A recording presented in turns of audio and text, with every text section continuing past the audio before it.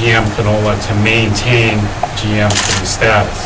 So I'm gonna throw something out here. I think your best buffer zone is that Atlantic, Pacific and Indian Ocean. If they reseed so easily, then why is the seeding an issue? I mean, you talk about how it's expensive to buy new seed, but you're saying the crops reseed themselves. Well, yeah, that's, I mean, it spreads around. It's not at the appropriate moment when it spreads around that the crop shows up.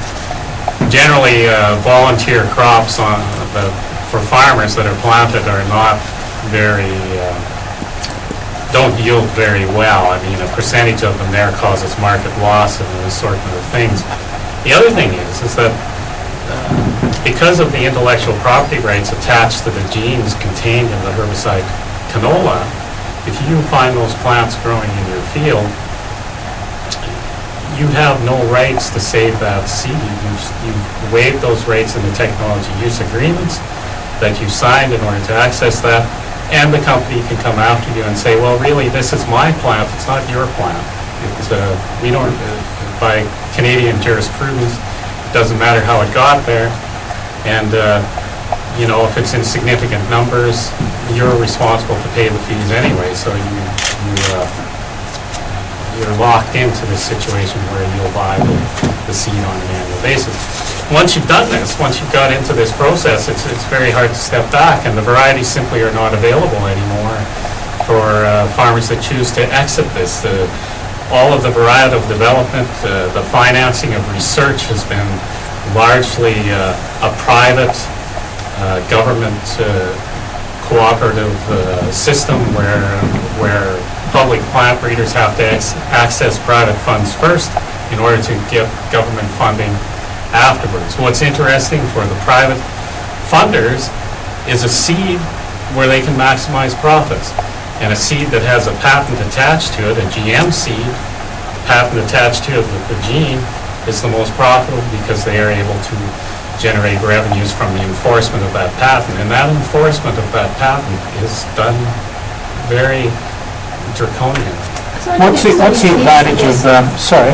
So the scientific studies here suggest that what you're saying about the buffer zones is not right. We're saying past 20 kilometres the amount of contamination is minuscule, and you could still legitimately call your crop organic because it has 0.001%. Surely that's a legitimate argument.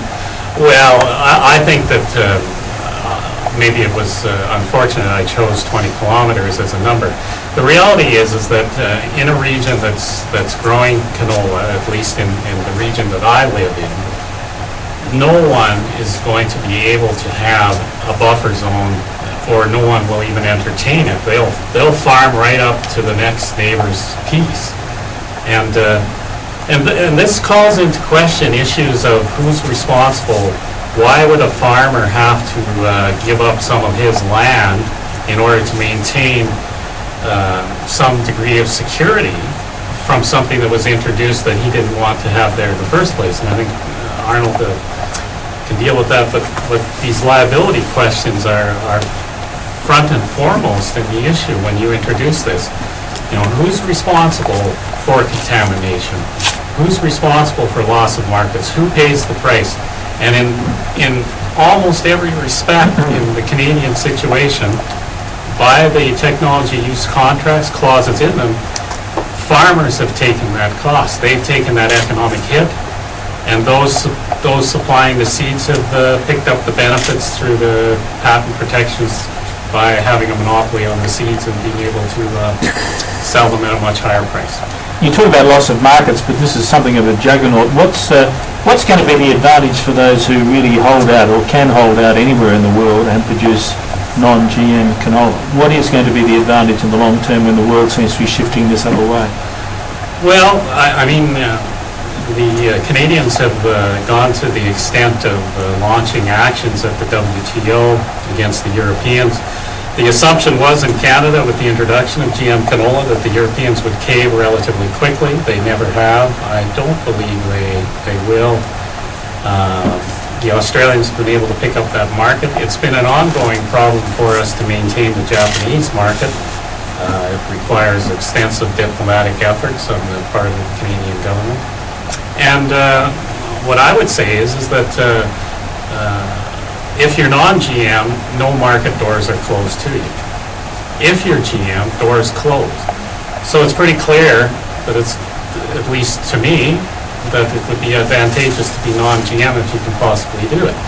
And if there's no yield advantages, if there's increased costs for the farmers, the only advantage is that if you continue to have an agricultural system that forces an exodus from the land, and believe me, this is part of that puzzle, control of the seed and making farmers dependent on these companies for that seed, then it's advantageous only in so much as it allows those few that remain to perhaps cover a bit more ground. But that's it.